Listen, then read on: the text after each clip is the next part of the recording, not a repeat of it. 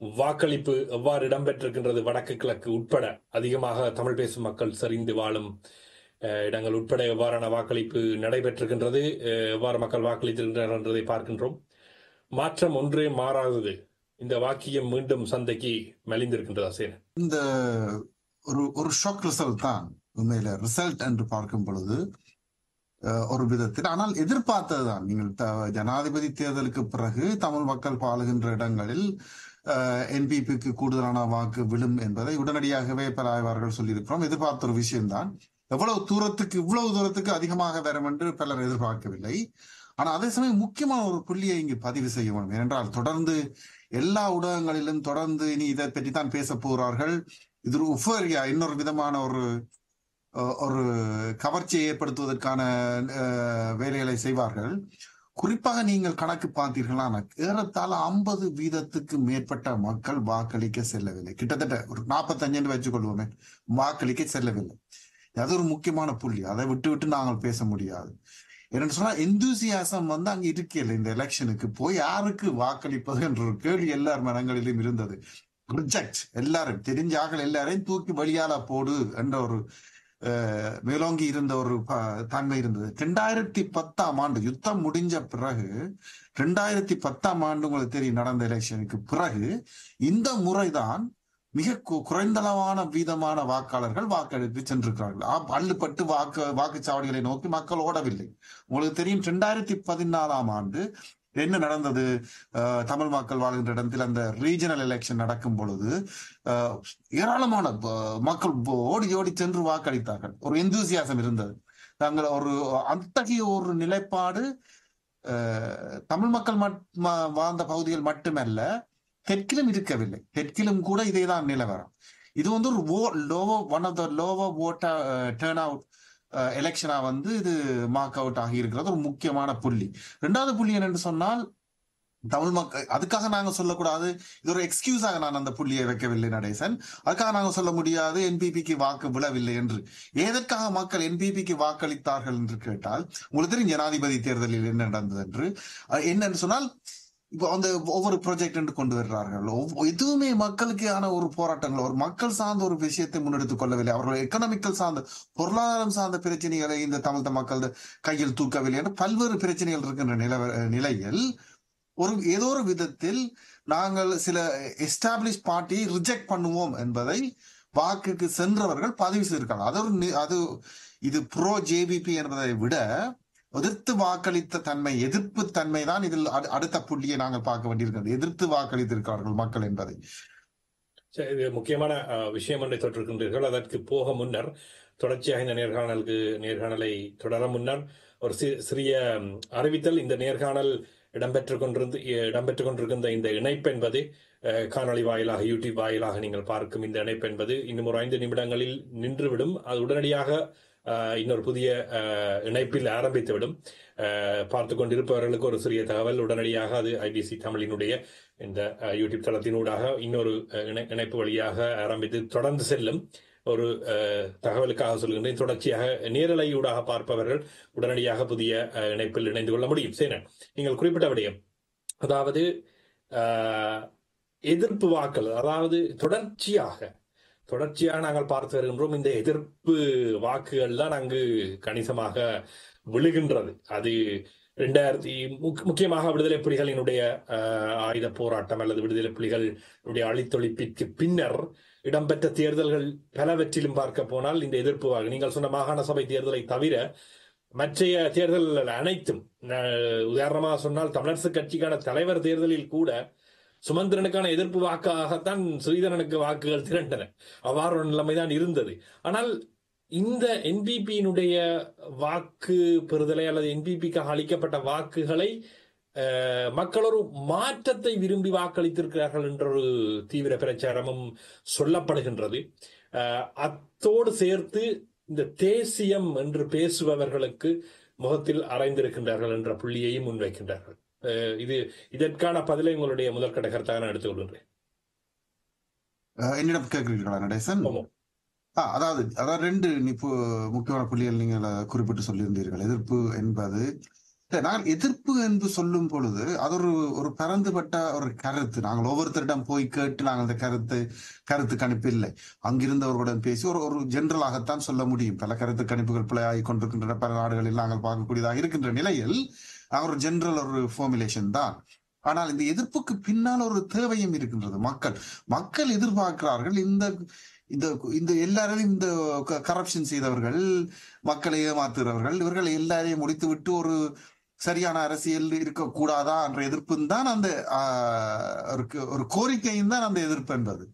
ஆனா இதை நீங்கள் என்பிபிக்கு முழுமையான ஆதரவை நோக்கி மக்கள் சரிவு செய்கிறார்களா, ஒரு தேசிய எல்லைக்குள் மக்கள் வந்து விட்டார்களா என்ற கேள்விகளை கேட்டால் இல்லை என்றுதான் சொல்ல வேண்டும்.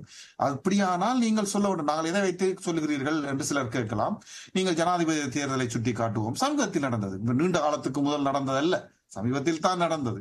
ஜனாதிபதி தேர்தலை சுட்டி காட்டுவோம். மற்றது எவ்வாறு என்பிபிக்கான ஆதரவுகள் அங்கிருந்தது, எதிர்த்தலைகள் எவ்வாறு எழுந்தன பல கூட்டங்கள் என்பதை சுட்டி காட்ட வேண்டியிருக்கும் என்று பல்வேறு விதங்களை நாங்கள் சுட்டி காட்ட முடியும். இது ஒரு சிறு அலை மட்டும்தான். சோ அது ஒன்று. அப்ப அதனால் நாங்கள் அதுக்குள் வாசிக்கக்கூடிய விஷயம் இந்த தேர்தல் ரிசல்ட்டை வச்சு ஒரு லிமிட்டாகத்தான் இருக்கின்றது. நாங்கள் அதை பற்றி அவளுடைய ஆதரவை நோக்கி நகர்கிறார்கள் என்பது. இரண்டாவது புள்ளி நீங்கள் சொன்னீர்கள், தேசிய மக்களுடைய தேசிய கோரிக்கை சார்ந்த ஒரு பிரச்சனை. பொதுவா இது ஒரு முக்கியமான விஷயம் நடைசெய்ய என்னன்னு சொன்னால், அரசாங்கத்தோடு வேலை செய்கின்ற ஒரு பழக்கத்தை பலர் வைத்திருக்கின்றார்கள். இன்று அதை நியாயப்படுத்துகிறார்கள். மக்களை ஓட்டு போடுகிறார்கள் தானே என்று சொல்லி இனி வரப்போகின்ற ஆப்பர்ச்சுனிட்டிஸ், அதாவது மக்களை ஏமாற்றுகின்ற சக்திகள் அரசாங்கத்தோடு அதிகாரத்தோடு நிற்பதை நியாயப்படுத்துவதற்கான ஒரு வழியை தேடுவார்கள். அதன் ஒரு பகுதியாகத்தான் உங்கள் மூஞ்சையில் அறைந்திருக்கிறார்கள் மக்கள் என்ற பிரச்சாரத்தை இவர்கள் ஆரம்பிப்பார்கள். அதாவது குறிப்பாக உங்கள் என்று சொன்னால் மக்களுடைய தேசிய உரிமை சார்ந்த ஒரு பிரச்சாரங்களை அல்லது தேசிய உரிமையோடு அதாவது பொருளாதார உரிமைகளை பேசுகின்றவர்கள் மத்தியிலான ஒன்றை தொடங்குவார்கள். இன்னொரு அதற்கு ஆதரவாக சில பிரச்சனைகளை சுட்டிக்காட்டும். ஒன்று, ஜேவிபி என்பிபி வந்து ஒரு தமிழ் மக்களுக்கு எந்த விதமான ஒரு தேசிய கோரிக்கை சமாதான பிரச்சனைகளையும் வைக்கவில்லை. ஒரு தேசிய, அதாவது இலங்கை தேசம் என்ற ஒற்றுமை, நாங்கள் ஒன்றுபட்ட இலங்கைக்குள் இருந்து எல்லாத்தையும் வள்ளுவோம் பிடுங்குவோம் என்ற அடிப்படையில் தானே வைத்தார்கள். அவர்களுக்குத்தானே மக்கள் வாக்கு கொடுத்திருக்கிறார்கள் என்று ஒரு புள்ளி. அடுத்த புள்ளி என்னென்று சொன்னால், அங்கு தேசியம் சார்ந்து நின்ற சக்திகள் நல்ல அடி வாங்கி இருக்கிறார்கள் அல்லவா. அதாவது டிஎன்பிஎஃப் போன்றவர்கள், டிஎன்பிஎஃப் பாருங்கள், மக்கள் வாக்களிக்க போனார்களா, கொஞ்சமாவது வாக்கு கொடுத்தார்களா, பாருங்கள் அவர்கள் பலத்தை, நல்லூர் கூட அவர்கள் வாக்கெடுக்க முடியவில்லையே என்றொரு பிரச்சனையை அவர்கள் முன்வைப்பார்கள். இந்த ரெண்டு புள்ளி நியாயமான கோரிக்கை தான், நியாயமான புள்ளிகள் தான். நாங்கள் இதை கவுண்டர் பண்ண அந்த அதை தவறுன்னு நான் சொல்லவில்லை. அது ஒரு ஃபேக்சுவலான ஒரு டீட்டெயில். ஆனால் அதை வைத்துக்கொண்டு இவர்கள் செய்யக்கூடிய அரசியலை நாங்கள் கழிக்கணும். ஒன்று, நான் முதல் சொன்ன புள்ளி, பெரும்பான்மையானவர்கள் அங்கு வாக்களிக்கவில்லை என்றது இன்னொரு புள்ளி. அடுத்தது, இந்த வாக்கை வந்து ஒரு ரெஃபரண்டமாக, ஒரு தேசிய உரிமைக்கான அல்லது மக்களுடைய தேசிய அபிலாசைகள் சம்பந்தமான ரெஃபரண்டமா பார்க்கறது மிகப்பெரிய தவறு. அந்த கருத்தாடல், அந்த உரையாடல் தமிழ் கட்சிகள் மத்தியில் கூட பெருசாக நடக்கவில்லை. இது ஒரு மிகப்பெரிய தவறு, தமிழ் கட்சிகள் விட்ட மிகப்பெரிய தவறு. அவர்கள் பொருளாதார ரீதியான ஒரு மாற்றை முன்வைக்க வரவில்லை. ஒன்று. இரண்டாவது, மக்களுடைய தேசிய அபிலாசைகள் சார்ந்த ஒரு பிரச்சனையை எவ்வாறு இந்த என்பிபி பார்க்கிறது என்ற பிரச்சனையை இவர்கள் முன்னெடுத்து செல்லவில்லை. சுமந்திரன் உட்பட உங்களுக்கு தெரியும், ஜனாதிபதி தேர்தலில் அந்த கிளிநொச்சியில் நடந்த கூட்டத்தில் ஒரு எச்சரிக்கை விட்டது போல் அனுர பேசிய பொழுது, அடுத்த நாள் காலையில் சுமந்திரன் எல்லா பத்திரிகைகளுக்கும் தெற்கில் சிங்களத்திலும் தமிழிலும் பேசி பேட்டி கொடுக்கிறார் சொன்னா, இல்ல அவர் ரேசிஸ்ட் இல்ல, அது சரியா தான் சொல்லி இருக்கிறார் சொல்லி கவர் பண்ணார்கள். இவர்கள் அந்த வேலையை தொடர்ந்து இவர்கள் செய்தார்களே தவிர, மக்கள் மத்தியில் போய் ஒரு தேசிய அபிலாசைகள் சார்ந்த ஒரு போராட்டம் நடந்தது, அதுக்கான பிரச்சாரங்கள் நடந்தன, அது பற்றிய எலெக்ஷனில் ஒரு ஃபீச்சராக இருந்தது, அது அடி வாங்கி விட்டது என்று சொல்ல முடியுமா? கிடையாது. அதுவும் ஒரு ஃபேக்ட். அப்படியும் சொல்ல முடியாது. அந்த ஒரு பிரச்சனை அங்கு நடக்கவில்லை. மக்களை பொறுத்தளவில் இந்த தேர்தல் என்பது ஒரு வித்தியாசமான தேர்தல், ஒரு பெரிய மாற்று ஏற்பட்டிருக்கின்றது. இலங்கை ஏற்கனவே ஜனாதிபதி தேர்தலில் அவர்கள் ஏற்கனவே அதிகாரத்தை கைப்பற்றி இருக்கிறார்கள். அந்த அதிகாரத்தை கைப்பற்றி இருக்கிற காரணத்தால் சில நடவடிக்கைகளை எடுக்கலாம் என்ற ஒரு விஷயம். அடுத்ததாக, அங்கு இவர்கள் வரவே போவதில்லை, யூஎன்பியில் இருந்து மற்றவர்கள் வரவே போகவில்லை என்ற ஒரு லெசர் ஈவிலிசத்தினுடைய டோமினேஷன். அடுத்ததாக, அந்த மாதிரியான சக்திகளுடைய தொடர்ச்சியான ஒரு கான்சியஸ்னஸ் ஒரு தொடர்ச்சியைத்தான் நாங்கள் இந்த தேர்தலை பார்க்கலாமே தவிர அதற்கு மீறி போய் கொள்கை அடிப்படையில் இந்த தேர்தலை நாங்கள் வாசிக்க முயல்வது தவறான ஒரு நிலைக்கு தான் எடுத்து செல்லும். நிச்சயமா. பாலமாஸ்டர், எப்படி பாக்குறீங்க இன்று வந்திருக்கின்ற இந்த தேர்தலினுடைய வெளிப்பாடு? இதை வைத்துக்கொண்டு தமிழ் தேசிய அரசியல் அல்லது தமிழ் தேசியம் சார்பான மக்களுடைய நிலைப்பாடு மாறிவிட்டது என்று குறிப்பிடுவது எவ்வாறான ஒரு சரியான பார்வையாக இருக்காது என்ற விடயத்தை சேனன் முன்வைத்திருந்தார். ஆனால் இதற்குள் இன்னொரு கேள்வியையும் எழுப்ப வேண்டியிருக்கின்றது. இன்று இவ்வளவு சுயேட்சை குழுக்கள் உட்பட பல்வேறு தரப்பட்ட பிளவுகளுடன் பிரச்சனைகளுடன் மக்களை ஒன்று திரட்ட முடியாமல் போனது இந்த பாரம்பரியமாக இருந்து வருகின்ற கட்சிகளினுடைய சேர்த்து தானே இந்த முடிவினை மக்கள் மத்தியிலே மக்கள் இந்த முடிவினை எடுத்திருக்கின்ற ஒரு நிலைப்பாட்டுக்கு வந்திருக்கிறார்கள். இதில் மக்களை குறை கூற முடியுமா, அல்லது இது தமிழ் பேசும் மக்களை பிரதிநிதிப்படுத்துகின்றோம் என்று சொல்லிக்கொண்டு அரசியல் செய்த கட்சிகளின் தவறு என்று நீங்கள் பார்க்கின்றீர்களா பாலமாஸ்டர்? நிச்சயமாக நல்ல கேள்வி. உண்மையிலே இது மக்களின் தவறு அல்ல. மக்களை வழிநடத்திய தமிழ் தேசிய அரசியல் தலைவர்களுடைய தவறு. அதாவது 2009ஆம் ஆண்டு தமிழ் தேசிய கூட்டமைப்பு ஒரு பலமாக இருந்தது. அதுக்கு முன்பு 2009க்கு பிற்பாடு திரு சுமந்திரன் எப்போது தமிழ் தேசிய கூட்டமைப்பு கொண்டு வரப்பட்டாரோ அன்றிலிருந்து அது சரிய தொடங்கியது. முதலாவது புலிகளுடைய ஆதரவாளர்கள் என்ற வகையில குறிப்பிட்டவர்கள் வெளியேற்றப்பட்டார்கள். திரு கஜேந்திரகுமார், செல்லிஜா கஜேந்திரன், திருமதி பத்மினி சம்பரலான் போன்றவர்கள் வெளியேற்றப்பட்டார்கள். பின்பு அடுத்ததாக திரு சுமந்திரன் செய்த வேலை, இது திரு சம்பந்தனை வேலை சேர்ந்து செய்த வேலை கிட்டத்தட்ட தேசிய நீக்க அரசியலை செய்தார்கள். பின்பு அடுத்த ஒரு கட்டமாக தங்களுடைய தமிழரசு கட்சியினுடைய பலத்தை நிரூபித்து காட்ட வேண்டும் என்பதற்காக தமிழ் தேசிய கூட்டமைப்போடு இருந்த கட்சிகளை வெளியேற்றினார்கள். அதன் பின்பு தமிழரசு கட்சிக்குள்ள திரு சுமந்திரன் தன்னுடைய சர்வாதிகாரத்தை நிலைநாட்ட முற்பட்டார். இது படிப்படியாக வடக்கு கிழக்கில் மக்கள் மத்தியில் அது பரவ தொடங்கியது. தமிழ் தேசிய கூட்டமைப்பு பலவீனமடைய தொடங்கியது. அது படிப்படியாக 2009 பலவீனப்பட்டு தற்போது தமிழரசு கட்சிக்குள் அது 2 பெரிய பிளவாக அது வந்து அந்த தமிழரசு கட்சியும் கூட இப்ப அடுத்த கட்டத்தை செல்வதற்கு நீதிமன்றத்தை நாடுற நிலைக்கு சென்றுகின்றது. அந்த வகையில் இதனுடைய முழு பொறுப்பையும் தமிழ் தேசிய கூட்டமைப்பில் இருக்கிற இதுவரை காலமும் செயற்பட்டு வந்த தமிழ் தேசிய பாராளுமன்ற உறுப்பினர்கள் பொறுப்பெடுக்க வேண்டும். அதிலும் குறிப்பாக முழுமையான பொறுப்பை திரு சுமந்திரன் தான் இந்த வீழ்ச்சிக்கு வடக்கு கிழக்கில தமிழ் மக்கள் இப்படி சிங்கள தேசிய கட்சிக்கு, அதாவது இன்றைக்கு அனுரகுமார திசாநாயக்க தலைமையிலான தேசிய மக்கள் சக்தியை நோக்கி வாக்களிக்க வேண்டிய ஒரு நிலை உருவாகியதுக்கு அதுதான் காரணம். ஏனென்றால் தமிழ் தேசமாக தமிழ் திரட்சியாக நாங்கள் இருந்து அந்த பேரம் பேசும் சக்தியை திரு சுமந்திரன் உடைத்து விட்டார், தமிழரசு கட்சி உடைத்து. எனவே இந்த பேரம் பேசும் சக்தி இப்ப எங்கள்கிட்ட இல்லை. இப்போது யாழ்ப்பாணத்தை பார்த்தால் நல்லூர் ஒரு வீரம் செறிந்த தியாய் திரீவன் உண்ணாவிரம் இருந்த பிரதேசம் கூட இன்றைக்கு தேசிய மக்கள் சக்தி அங்க அந்த பிரதேசத்தில் வென்றிருக்கின்றது. அதே போல மானிப்பாயிலும் அதே நிலை, யாழ்ப்பாண தொகுதியிலும் அதே நிலை. கிளிநொச்சி மாவட்டத்தில் மட்டும் நீங்கள் பார்த்தீங்கன்னு சொன்னாலும் கூட கிளிநொச்சியும் கூட கிட்டத்தட்ட 43% தான் தமிழரசு கட்சிக்கு வந்திருக்கு. மிச்சம் 57% வேற இல்லை. கிட்டத்தட்ட 1 லட்சம் வாக்காளர் இருக்கிறோம். கிட்டத்தட்ட 60% ஆட்கள் வாக்களிச்சிருக்கிறோம். 60,000 வாக்குல கிட்டத்தட்ட 23,000 வாக்கு தான் தமிழரசு கட்சிக்கு போயிருக்கு. எனவே அங்க மக்கள் தவறான முறையில் வழிநடத்தப்பட்டு மக்களுக்கு ஒரு நம்பிக்கை இனம் வந்துட்டு இந்த தமிழ் தேசிய பரப்பில் இருக்க கட்சிகளை நம்பி இவர்கள் எங்களோட வாக்குகளை பெற்றுட்டு கட்சியா போய் தேசிய கட்சியோட சிங்கள தேசிய கட்சியோட சூரம் போறதை விட நாங்களே நேரம் போயிடுவோமே, நாங்களே நேரம் போய் கதைப்போமே, நாங்களே போய் தீ வைக்கப்போமே என்ற அளவில் தனித்தனி கட்சிகள், அதாவது நீங்க சென்று கேட்டுக்கின்ற மாதிரி சுயேட்சை குழுக்கள் எல்லாம் அதனூடாக வித்திர தொடங்கியது.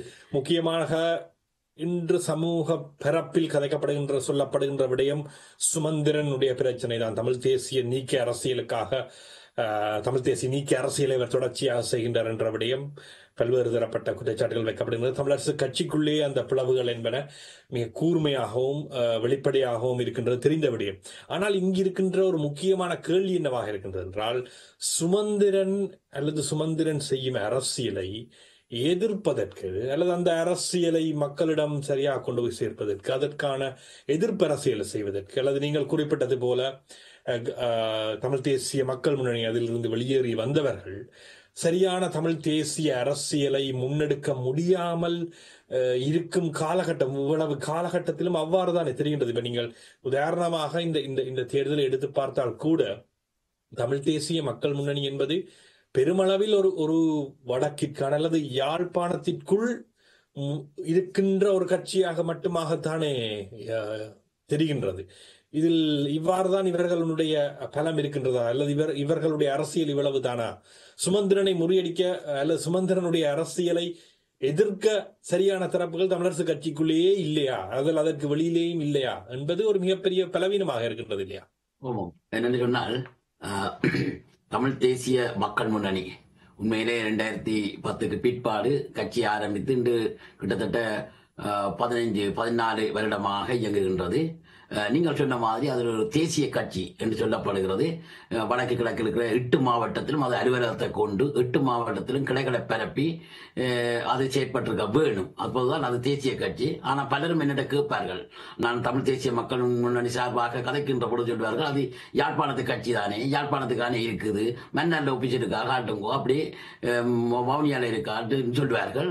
நான் வெட்டிக்குழுவில் வேலை செய்கிறார்கள், துங்கோல வேலை செய்கிறார்கள் சொல்லுவேன். ஆனால் இந்த குறை இருக்கின்றது. இவர்கள் தமிழ் தேசிய மக்கள் முன்னணி நீங்க சொன்ன மாதிரி சரியாக வளர்ந்திருந்தால், ஒரு மாற்றாக வளர்ந்திருந்தால் இந்த பிரச்சனை வந்திருக்கார், அதை ஏற்றுக்கொள்ற முதலாவது. ஆனால் இந்த தேர்தல் கிட்டத்தட்ட நான் நினைக்கின்றேன் இந்த நேரத்தில் 1,71,00,000 வாக்காளர்ல கிட்டத்தட்ட அளிக்கப்பட்ட வாக்கு சராசரி 60% 65% என்றால் கிட்டத்தட்ட 1,05,00,000 வாக்காளர்கள் இன்னைக்கு வாக்களிச்சிருப்பினோம்.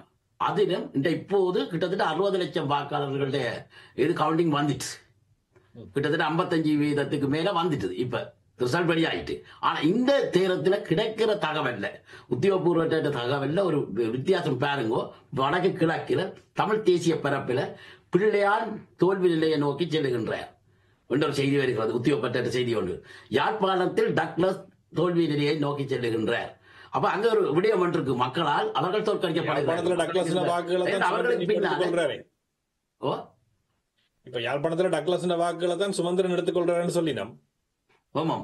ஏனென்றால் டக்ளஸுக்கு பின்னால ஒவ்வொரு வருடமும் ஒவ்வொரு கட்சி இருக்கும், பெரிய கட்சி இருக்கும், ஐக்கிய தேசிய கட்சி இருக்கும், சுதந்திர கட்சி இருக்கும், பொதுவான பரம்பரை. இன்றைக்கு அவருக்கு பின்னால் ஒரு கட்சி இல்லை. இன்றைக்கு இலங்கையிலேயே ஒரு சுவாரஸ்யம் என்றால் தேசிய மக்கள் சக்தி இலங்கையிலேயே 3 சீட் தான் எடுத்தது கடந்த தடவை. 2 தேர்விலும் 1 நேஷனல் லிஸ்டிலும். ஆனா இன்றைக்கு அது யாழ்ப்பாணத்தில் 3 எடுக்கிறதுன்றது பெரிய கவலைக்குரிய விஷயமாக இருக்குது. யாழ் மாவட்டத்தில் 3 எடுக்கிறார்கள். தமிழ் தேசிய மக்கள் சக்தியை விட நான் இன்னொரு கேள்வியை உங்கள்ட்ட கேட்கணும் என்றேன். இப்ப இன்று புதிதாக வந்திருக்கின்ற சுயேட்சை குழுவை சார்ந்த நீங்கள் உங்களுடைய ஊர் சாவகச்சேரியில் ஒருவர் இவ்வளவு வாக்குகளை எடுத்திருக்கின்றார் என்றது, அந்த நபர் இவ்வளவு வாக்குகளை எடுப்பதற்கு மக்கள் மீது குற்றம் சொல்லுவதா, அல்லது அவருக்காவது வாக்களிக்கலாம் என்று சொல்லி அந்த வைத்தியர் அர்ச்சுனாக்கா இவருக்காவது வாக்களிக்கலாம் என்ற நிலைமைக்கு இன்றைய அரசியல் தலைமையில் மக்களை வைத்திருக்கின்றார்கள்? ஆமாம். இரண்டாவது சாவச்சேரியில தான் அந்த வைத்தியசாலை பிரச்சனைகள் தொடங்கியது. அங்க மக்கள் தொடங்குகின்ற போது இந்த ஊழலை வெளியில கொண்டு வருவதற்காக அந்த பிரச்சனை சாவச்சேரியில் தொடங்கியது. எனவே சாவச்சேரி மக்கள் மத்தியில அவர் கூட்டு சேர்ந்த ஆக்கள் அந்த தேர்தல் கொண்டு வந்த மயூரன் என்பவர் தென்மாட்சியை சேர்ந்தவர். அவரும் ஒரு முக்கியமான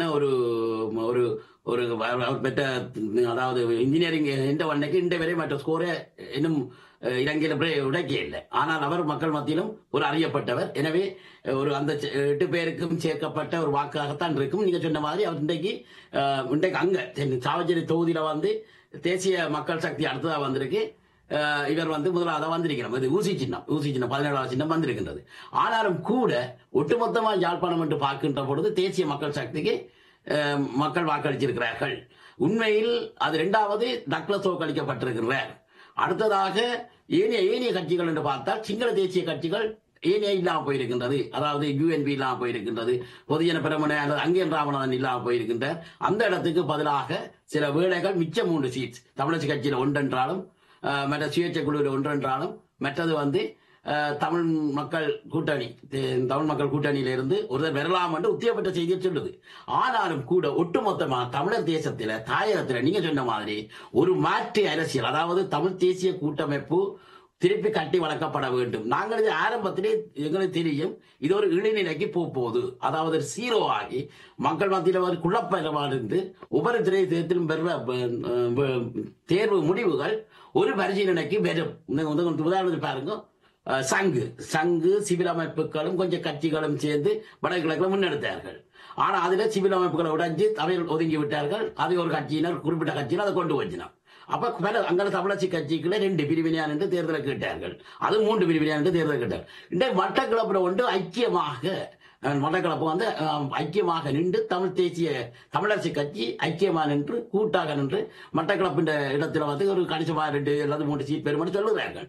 ஆனாலும் கூட ஏனைய பிரதேசம் ஒரு செய்தியை சொல்லுகிறது, டேஸ்பரால இருக்கிற நாங்களும் ஈழத்திலே இருக்கிறவர்களும் இனி வரப்போற காலத்துல தேசிய திரட்சியை கொண்டு வரக்கூடிய வகையில பேரம் பேசும் நாங்கள் தான் பாதிக்கப்பட்ட நாங்கள் தான் அழிக்கப்பட்ட இனம், உரிமை கேட்கிற இனம் நான் ஒன்றாக இருக்கிறதுக்கு உரிமை கொடுக்க மறுக்கிற இனம் எங்கட விஷயத்துல வந்து அவன் அந்த மறக்கிற விஷயத்துல ஒன்றாக இருக்கிறான். ஆனா நாங்கள் உரிமை கேட்கிற பாதிக்கப்பட்ட நாங்கள் பலவாறாக பிரிந்து துண்டு துண்டாக இருக்கின்றோம். எனவே எங்களுக்கும் ஒரு வெளிநாட்டில் இருப்பவர்களும் நாங்கள் ஒரு திரட்சிக்கு ஆதரவு கொடுக்க வேண்டும். தனித்தனி நபர்களுக்கோ தனித்தனி கட்சிகளுக்கோ தனித்தனி சுயேட்சைகளுக்கோ இல்லாமல் ஒரு திரட்சியானதுக்கு ஆதரவு கொடுக்கணும் என்ற ஒரு பரிசீலனை இந்த தேர்தல் முடிவு நிறைய விடயத்தை எங்களுக்கு சொல்லும். ஏனென்றால் மாவீரருடைய கனவுகள் கனவாகத்தான் இருக்கும், செயல் வடிவம் பெறாது. எனவே அது செயல்படும் போராடும் என்றால் இப்ப கிளிநொச்சி மாவட்டத்தை பாருங்கள். கிளிநொச்சி மாவட்டத்தில் கூட இன்றைக்கு எங்களுடைய அரசியல் இருந்த ஒரு பிரதேசம், முக்கியமான சர்வதேச சமாதான பேச்சுவார்த்தை நடந்த ஒரு பிரதேசம். அந்த பிரதேசத்தில் கூட எங்களுக்கு கிட்டத்தட்ட 43% தான் தமிழரசு கட்சி எடுத்திருக்கு வீதம், மிச்சம் 57% மற்ற கட்சிகள் எடுத்திருக்கு. முல்லைத்தீவு மாவட்டத்தை எடுத்தால் வீரம் சேர்ந்த முள்ளிவாய்க்கால் பிரதேசம், அங்க தமிழரசு கட்சி முன்னிலைக்கு வந்திருக்கு. பாலமாஸ்டர் குறிப்பிட்ட ஒரு விடயம், இந்த திரட்சி தமிழ் பேசும் மக்கள் மத்தியிலே ஒரு திரட்சி ஏற்படவில்லை, அல்லது அந்த திரட்சிக்கு பங்கம் விளைவிப்பதாக தொடர்ச்சியான செயற்பாடுகள் இருக்கின்றன. அது தொடர்பான ஒரு முக்கியமான விமர்சனத்தை அல்லது முக்கியமான செயற்பாடுகளை செய்ய வேண்டி இருக்கின்றது போன்ற பார்வை இருக்கின்றது. இதற்குள் தமிழரசு கட்சியினுடைய உடைவு, தமிழ் தேசிய முன்னணியினுடைய வெளியேற்றம் போன்ற பல்வேறுபட்ட விளக்கங்களும் வியாக்கியானங்களும் தொடர்ச்சியாக பலராலும் முன்வைக்கப்பட்டு கொண்டுதான் வருகின்றது. ஆனால் இன்று ஒரு தமிழ் தேசிய அல்லது மன்னிக்கணும், ஒரு தேசிய கட்சிக்கு, இலங்கையினுடைய ஒரு தேசிய கட்சிக்கு அது எந்த ஒரு தமிழர் தரப்பினுடைய ஆதரவும் இல்லாமல் தமிழர்கள் மத்தியிலே செயற்பட்டுக் கொண்டிருக்கின்ற அரசியல் தலைமைகள் என்பதே சரியானதா என்ற ஒரு கேள்வியும் இருக்கின்றது. அதற்கு பின்னால் வருவோம்.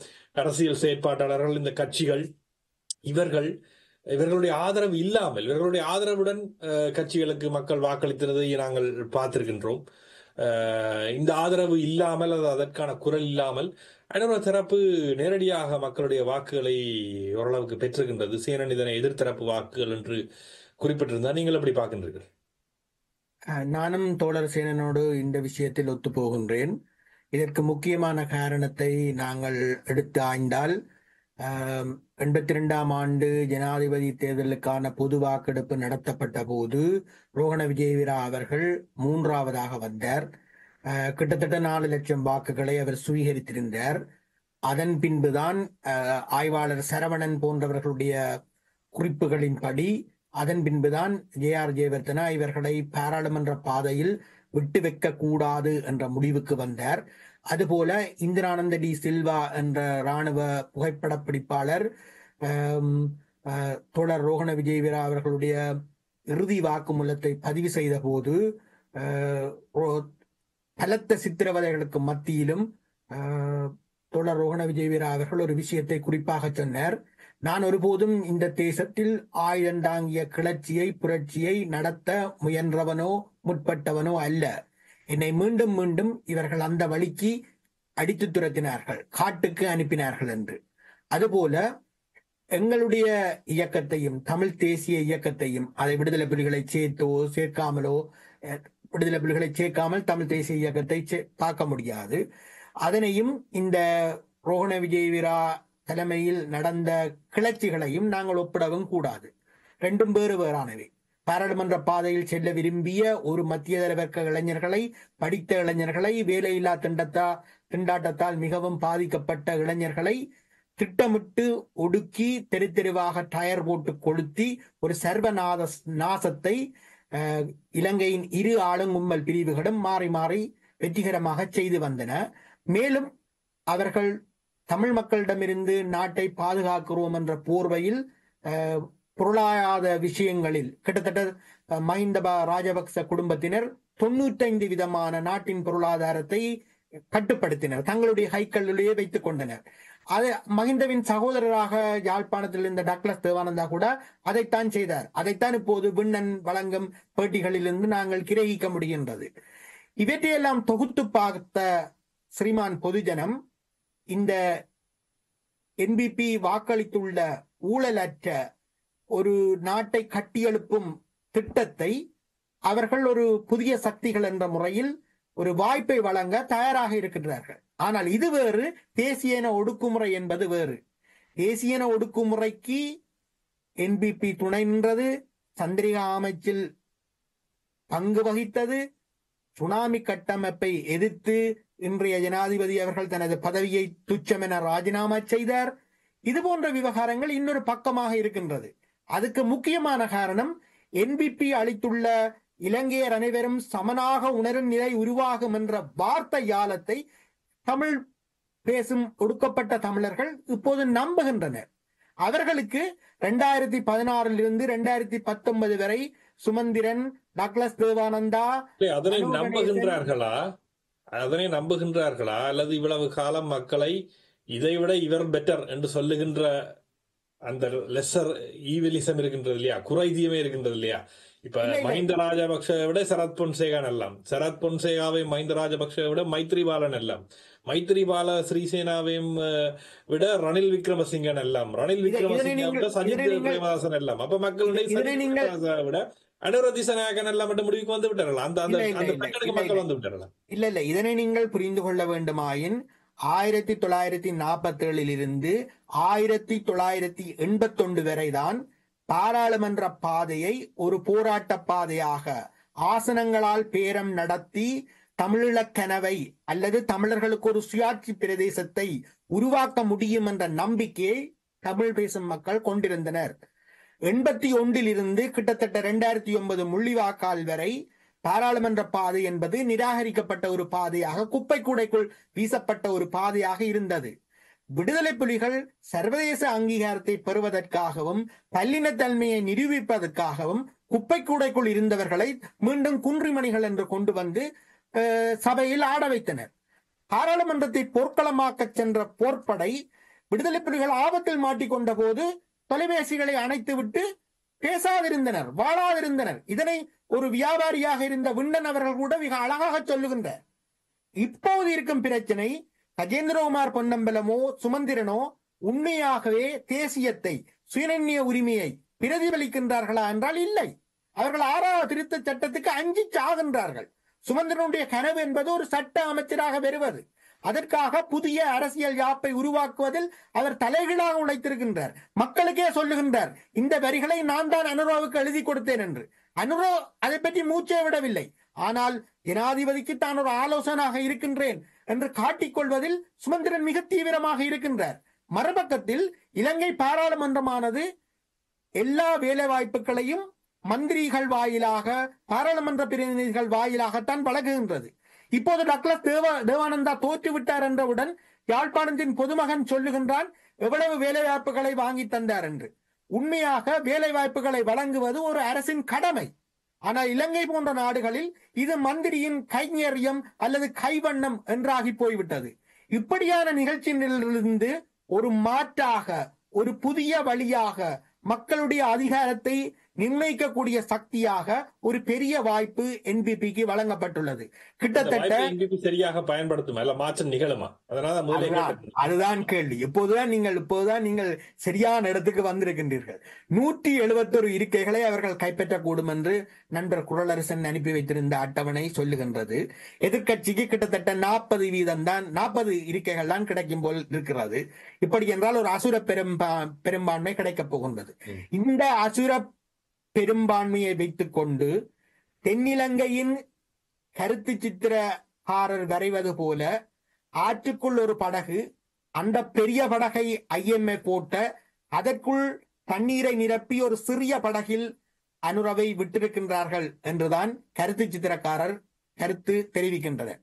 இந்த கருத்து நீடிக்குமானால், IMF உடைய சுரண்டல் நீடிக்குமானால், அது எந்த அளவிலும் குறைக்கப்படாமல் இருந்தால், அல்லது கோபாலபிள்ளை அமலலிங்கம் அவர்கள் சொல்வது போல ஏற்றுமதியில் இருந்து இறக்குமதி 20 மடங்கு அதிகம், இறக்குமதியில் விவசாய பொருட்களும் அடக்கம், ஆக மொத்தத்தில் இலங்கையில் செய்யக்கூடிய வெங்காயத்தை, கோழி முட்டையை இலங்கையில் தயாரிக்க வேணும் NPP ஒரு முயற்சியை செய்யுமா?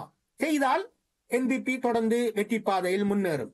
ஆனால் இந்த மாதிரியான உள்ளூர் முயற்சிகளை IMF ஆதரிக்குமா?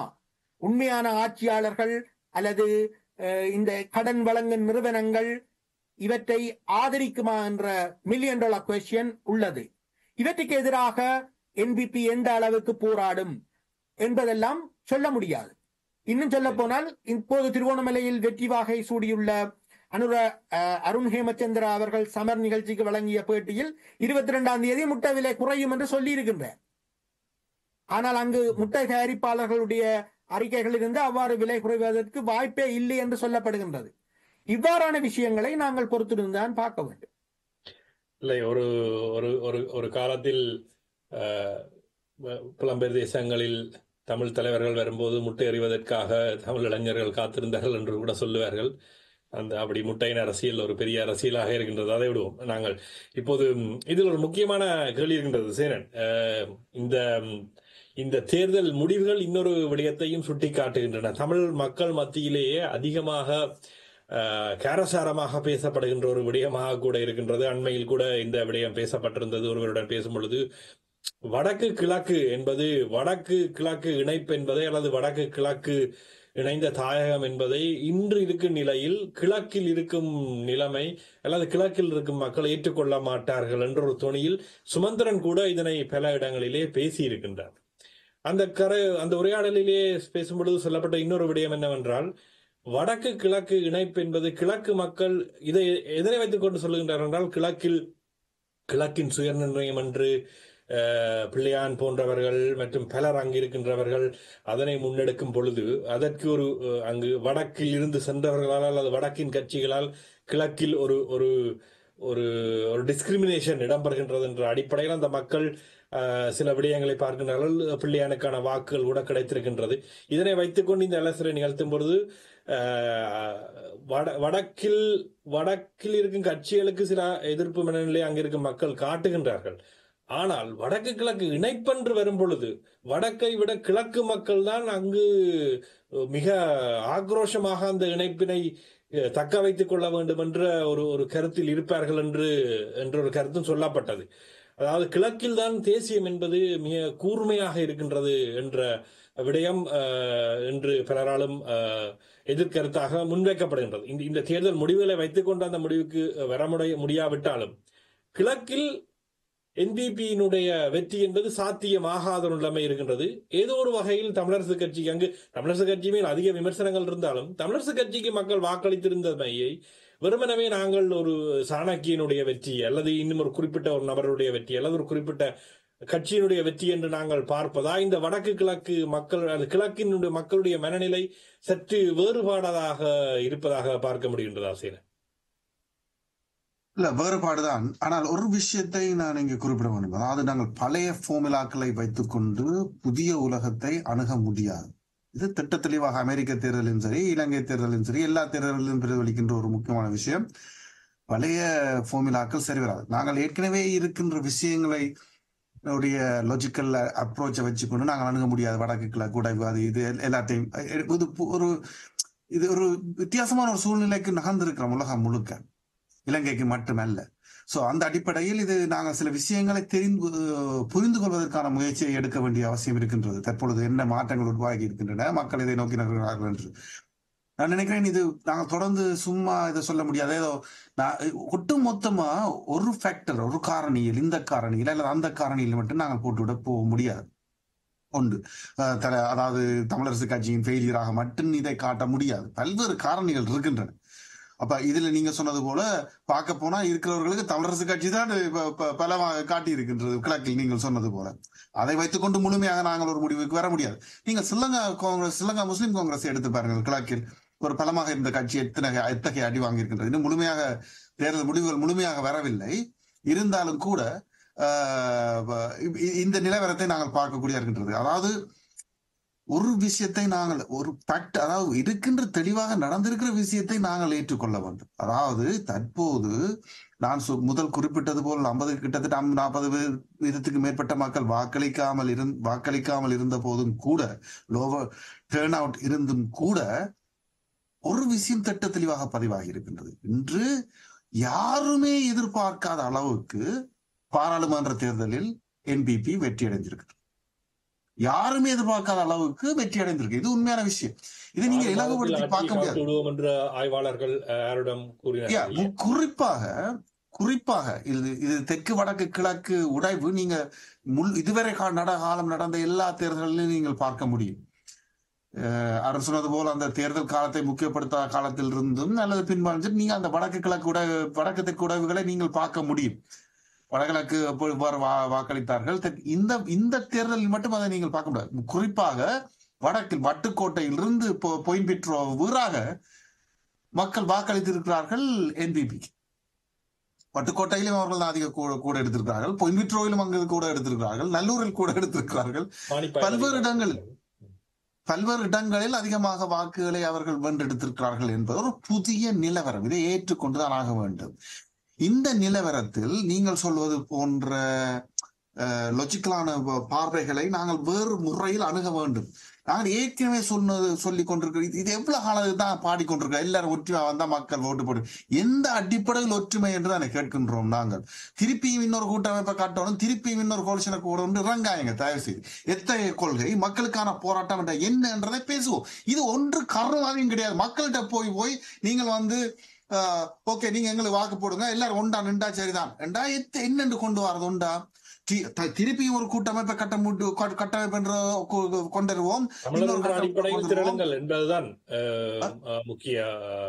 மக்கள் ஏமாற்ற எத்தனை காலத்துக்கு தான் நீங்க ஏமாற்ற முடியும் என்ற கேள்வியை தானே மக்கள் என்று ஒட்டுமொத்தமா வைக்கிறார்கள். அவர்கள் தெற்கில் இருக்கின்ற மக்கள் கூட ஒட்டுமொத்தமா NPP உடைய கொள்கைகளுக்கு ஆதரவு கொடுத்து போடுகிறார்கள் என்று சொல்ல முடியாது. தெற்கில் மட்டுமில்லை, வடக்கில் மட்டுமில்லை. மக்களை குறை சொல்ல முதல் நாங்கள் ஒரு கேள்வியை கேட்க வேண்டும். இந்த அமைப்புகள் அல்லது மாறுகின்ற சிச்சுவேஷன் இத்தகைய வழியில் இன்றைய இருக்கின்ற கிளிநொச்சியில் நீங்கள் பார்த்தீர்களா இவ்வளவு மக்கள் வாக்களித்திருக்கிறார்கள். பல்வேறு இடங்கள் போய் பாருங்கள் வறுமை எந்த அளவுக்கு இருக்கின்றது என்று. எந்த பிள்ளையை நான் வகுப்புக்கு அனுப்புவது, பள்ளிக்கூடத்துக்கு படிக்க அனுப்புவது, எத்தனை முறை எந்த சாப்பாட்டை நான் குறைத்தி சாப்பிடுவது என்று எல்லாம் சிந்திக்கிறார்கள் மக்கள். பெரும்பாலும் சாராய கடைகளை பெற்று வந்திருக்கிறோம்.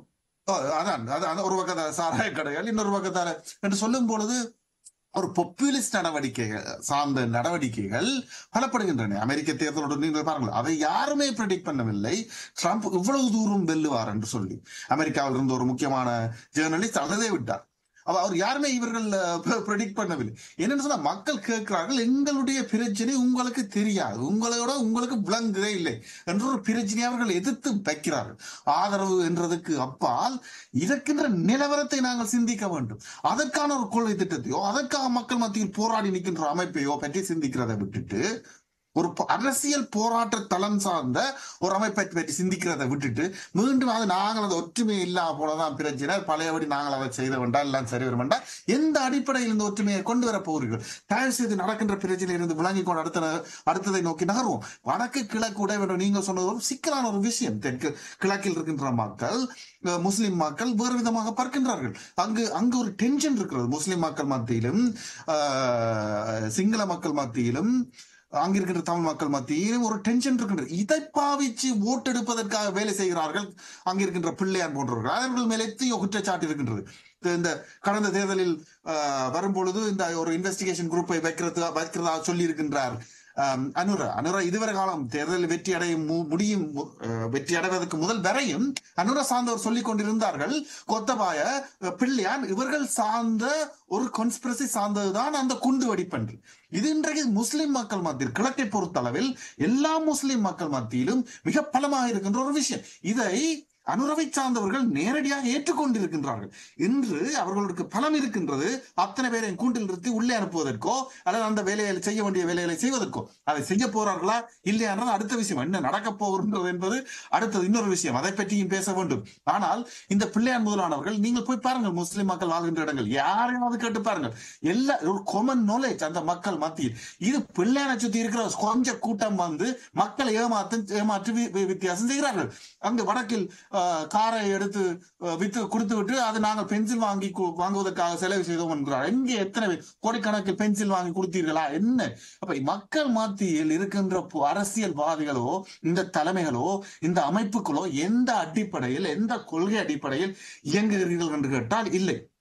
இந்த நிலவரத்தில் கொள்கை அடிப்படையில் இயங்குவர்களும் ஒதுக்கப்படுகிறார்கள். இந்த அடிப்படையில் மக்கள் வாக்களிக்கவில்லை இல்லையா? முக்கியமா வடக்கு கிழக்கில் இந்த அடிப்படையில் வடக்கு கிழக்கில் என்பிபிக்கான ஆதரவு அல்லது ஒரு இந்த இதே தமிழ் அரசியல் தலைமைகள் கைகாட்டியவர்களுக்கு தவித்துவிட்டு என்பிபிக்கு அவர்கள் வாக்களிக்கவில்லை. அது மிக குறுகிய காலத்திற்குள்ள இந்த ஒரு சூழ்நிலை ஏற்பட்டிருக்கு. மக்கள் பார்க்கிறார்கள் நடேசன். நாங்கள் இதில் இருந்து கொண்டு இதுதான் சிந்திக்கிறார்கள் மக்கள் என்று சொல்ற ஒரு தெனாவட்டாக பேச முடியாது. அதைத்தான் நான் முதல் சொன்னேன். அந்த பழைய ஃபார்முலாக்களை நாங்கள் பாவிக்க முடியாது. இருந்தாலும் ஒரு சில விஷயங்களை நாங்கள் ஏற்றுக்கொண்டுதான் ஆக வேண்டும். மக்களை பொறுத்தளவில் ஒரு விஷயத்தை வடக்கு தெற்கு கிழக்கு எல்லா திசைகளிலும் பதிஞ்சிருக்கிறார்கள். உங்கள் மேல் இருக்கு, யார் மேலும் எங்களுக்கு நம்பிக்கை இல்லை. அறகலைய போராட்டத்தின் போது எல்லா எம்பிகளையும் வெளியேற்று என்றுதானே அவர்கள் வைத்தார்கள்.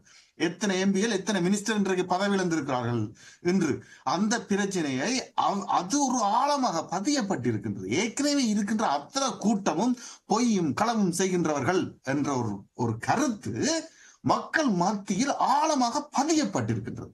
இதற்கு காரணம் யார்? நீங்கள் புனிதப்படுத்த முடியுமா தமிழ் தலைமைகளை என்றால் இல்லை. அவர்களும் அதே கூட்டத்தில் அதே கூட்டையில் ஊர்னவர்கள் தான் என்பதை மக்களுக்கு தெரிகிறது. இது நான் சொல்லவில்லை உடனடியாக என்பிபி தன்னை நிலைநாட்டி விட்டேன். இல்லை, அடுத்த இடத்தில் அவர்கள் அடி வாங்கலாம்.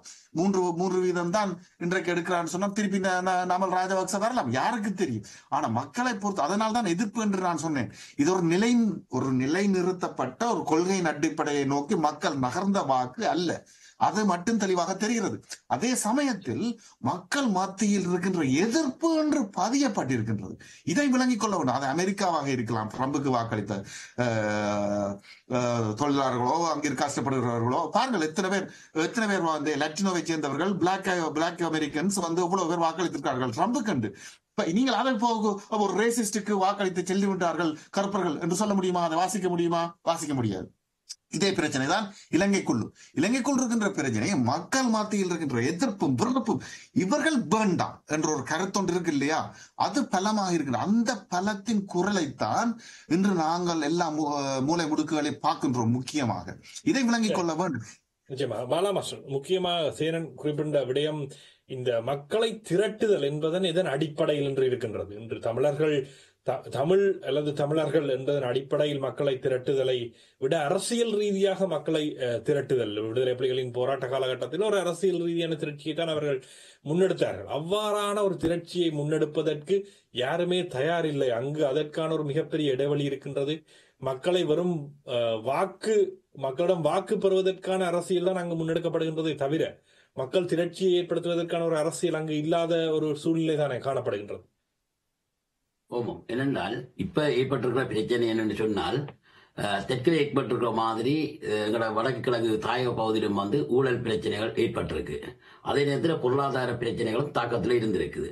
அதே போல இப்ப ஜனாதிபதி வந்த நேரத்தில், இப்போ ஜனாதிபதி வந்த பிறகு பலாலியை திறந்து விட்டார். அப்ப இதுவரை காலம் உள்ள ஜனாதிபதிகள் திறக்காத ஒன்றை பலாலி இந்த ரோட்டை திறந்திருக்கிறார். இனி படிப்படியாக இவர் வேண்டால் காணியை விடுவிப்பார், நாங்கள் போய் மீள குடியேறலாம் என்ற ஒரு நம்பிக்கை மக்கள் மத்தியில் வந்தது. இன்றைக்கு வட மாகாணத்திலேயோ கிழக்கு மாகாணத்திலேயோ தேசிய மக்கள் சக்தியில போட்டியிட்ட வேட்பாளரே தெரியாமலே தேசிய மக்கள் சக்தி ஜனம் போட்டிருக்குது. வடக்கு கிழக்கில் வேட்பாளர் யாக ஒற்ற முகம் தேசிய மக்கள் அனுரகுமார திசநாயக்கா என்ற ஒற்ற முகத்து தான் அது செய்யப்பட்டிருக்கு. ஏனென்றால் அவர் வந்து சொன்னது ஈஸ்டர் குண்டு தாக்குதலை அதோட விசாரணை தொடங்க போறேன். ரைட்.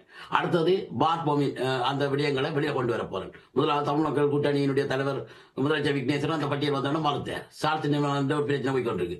சில பேர் வந்து எழுத்துல கொடுக்க இல்லை, போன்ல எடுத்து சொல்லியிருக்கணும், போன்ல ஷேர் செய்திருக்கணும், அதை கண்டுபிடிக்க இயலாது. அதை கண்டு ஆனால் சுமந்திரன் சொல்ற அதை கொண்டு வரும். அப்ப இது பேர் கொண்டு வர போறேன். அப்ப ஊழல் ஒழிக்கப்பட போகின்றது, பொருளாதார விலைகள் குறைக்கப்படுகிறது. இப்ப சேனன் சொன்னா சரி, அதுல மக்களுக்கு அந்த பிரச்சனை இருக்கு. இது பொருளாதார பிரச்சனை.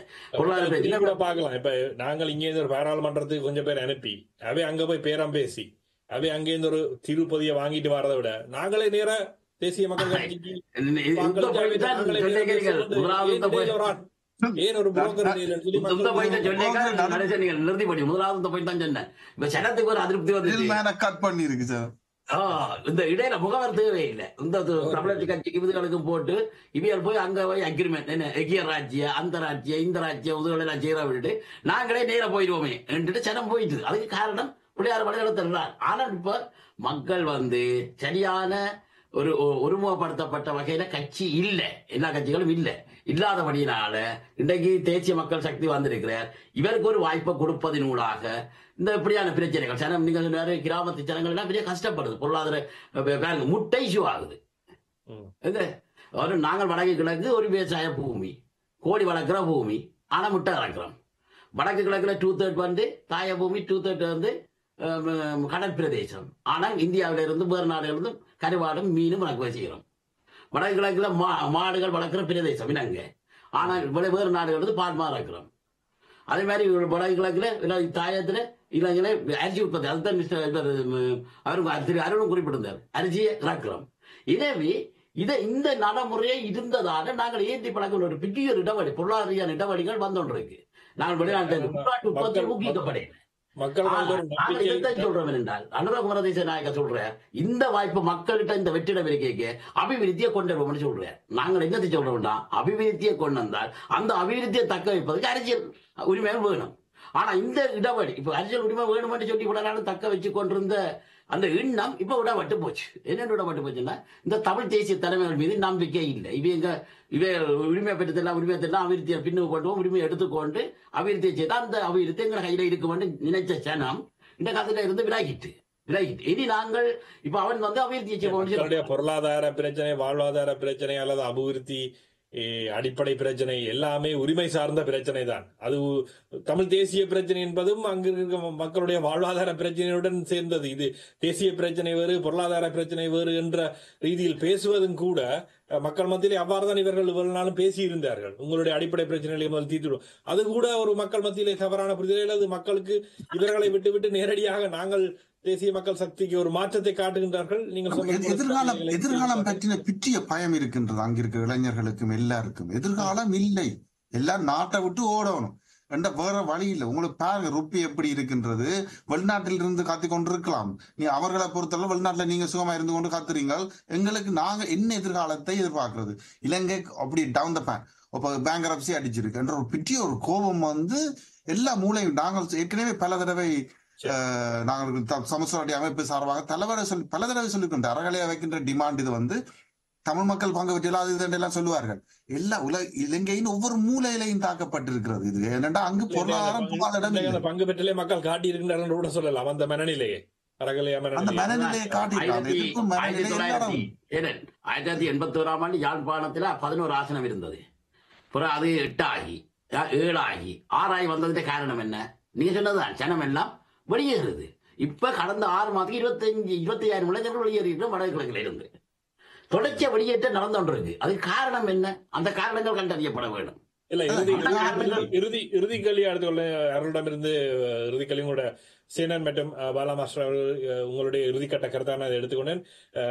அருளிடம் ஒரு முக்கியமான கேள்வி, புலம்பெயர் தேசத்திற்கும் ஈழத்தில் இருக்கும் மக்களுக்கும் மிக பெரிய ஒரு இடைவெளி இது வந்துவிட்டது இருக்கின்றது தெரிகின்றது. இந்த எலெக்ஷன், இந்த தேர்தல் முடிவுகள் அதை காட்டுகின்றது என்று சொல்லுகின்றார்கள். எவ்வாறு பார்க்கின்றீர்கள்? மிகச் சுருக்கமாக. நிச்சயமாக அந்த எண்ணம் மாற்றப்படும். குறிப்பாக இந்து ஆசிரியர் ட்ரம்ப் அவர்களுடைய பிரச்சார முறையை பார்த்துவிட்டு இதுபோல எல்லாம் ஒரு தேர்தலில் பிரச்சாரங்களில் பேச முடியுமா என்று கேட்டதை நாங்கள் மறக்கக்கூடாது. சுருக்கமாக சொன்னால் நிலத்திலும் சரி புலத்திலும் சரி பாசிசம் வலுப்பெறுகின்றது. இப்போது பெற்றிருக்கின்ற அசுர பெரும்பான்மையை வைத்துக்கொண்டு இலங்கையில் ஏற்பட போகும் என்பிபி அரசு முதலில் இறையாண்மையை நிலைநாட்ட வேண்டும். குறிப்பாக டக்ளஸ் தேவானந்தா அவர்களுடைய தோல்வி என்பது மீனவர்களுடைய பிரச்சனையை இந்தியாவுக்கு நொந்துவிடும் என்பதற்காக இந்தியாவை கண்டிக்காது அல்லது மீனவர்களை திரட்டி மீனவ தொழிலாளர்களை திரட்டி இந்திய வேளாதிக்க சுரண்டலுக்கு எதிராக போராடாமல் இருந்தது முக்கியமான காரணம். இது போன்ற விஷயங்களில் ஒரு பொதுவான விஷயங்களில் இந்த நிலமும் புலமும் மீண்டும் ஒருங்கிணையும் என்றுதான் நான் நினைக்கின்றேன். அவர்கள் அங்கிருப்பவர்கள் நம்பலாம் இங்கு பூத்து குலுங்குகின்றது என்று. ஆனால் நிறைய பேர் இப்போது தொழிலாளர்களாக இங்கு வந்து வேலை வாய்ப்பற்றி இருக்கின்றார்கள். நிறைய பிரச்சனைகளை இந்த நாடுகளும் சந்திக்கின்றது. இங்கிலாந்தின் புதிய அரசு நிறைய கடன்படுகின்றது. அமெரிக்காவின் புதிய அரசு நிறைய வாக்குறுதிகளை கொடுத்திருக்கின்றது. ஆனால் காப்பாற்றுமா என்று தெரியாது. கிட்டத்தட்ட NPPக்கு கிடைத்த ஆசுர பெரும்பான்மை போன்ற விடயம்தான் அதுவும். ஆக மொத்தத்தில் நாங்கள் இந்த விஷயங்களுக்கு பொறுத்திருந்து அவதானிப்பதும் எங்களுடைய இன்றைய அரசியல் தலைமைகளுடைய குறைபாடுகளை மக்கள் மத்தியில் அம்பலப்படுத்துவதன் ஊடாக மக்கள் மத்தியில் ஒரு அரசியல் விழிப்புணர்வையும் ஒரு சரியான தலைமையை தேர்ந்தெடுக்கக்கூடிய அறிவு, பொது அறிவு, அரசியல் அறிவு மக்கள் மத்தியில் உருவாவதற்குமே நாங்கள் உழைப்பதுதான் சரியானது என்று நம்புகின்றேன். நிச்சயமாக தமிழ் பேசும் மக்கள் நிலம் உட்பட ஸ்ரீலங்கா தேசம் சிவந்திருக்கின்றது என்று சொல்லுகின்றார்கள். மக்கள் மனங்கள் அல்லது மக்கள் கைகளும் மக்கள் கரங்களும் தொடர்ந்து சிவக்குமா அல்லது வெளுக்குமா என்று தொடர்ச்சியாக பார்க்கலாம். இன்று நம்முடன் இணைந்திருந்து உங்களுடைய கருத்துக்களையும் எங்களுடன் பகிர்ந்து கொண்டமைக்கு மிக்க நன்றி.